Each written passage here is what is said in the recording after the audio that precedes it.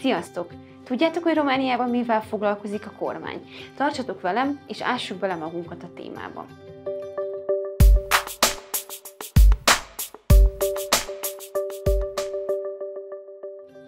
Romániában a kormány a végrehajtó hatalom országos szintű képviselője, ami azt jelenti, hogy ő felel azért, hogy a mindennapokban működjön az ország. Számos területnek van minisztériuma, így beszélhetünk gazdasági, oktatási, egészségügyi, ifjúsági és még sok másfajta minisztériumról. Ezekben az intézményekben azért dolgoznak, hogy nap mint nap működjön Romániában az oktatás, az egészségügyi ellátás vagy éppen a közszállítás. A kormány nem hoz döntéseket, hiszen ez a parlament feladata, de elfogad határozatokat, amelyekkel végrehajtja a törvényeket.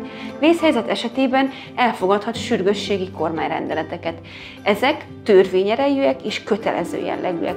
Példaképpen a világjárvány idején ezekkel vezették az országot, hiszen nem lett volna idő arra, hogy minden intézkedést megvitasson a parlament. A miniszterelnököt és a minisztereket nem az állampolgárok válasszák, hanem a parlament nevezi ki őket, ideális esetben 4 évre.